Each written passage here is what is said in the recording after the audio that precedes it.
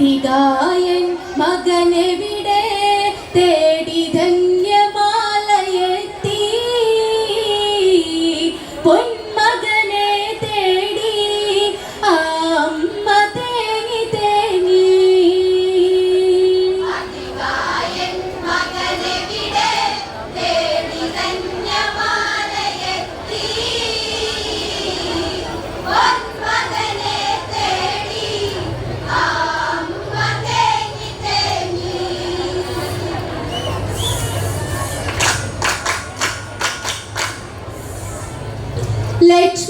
ലക്ഷ്മണനദികായന വീതി ചെഞ്ചോര പുഴ ഭൂവിലൊഴുക്കി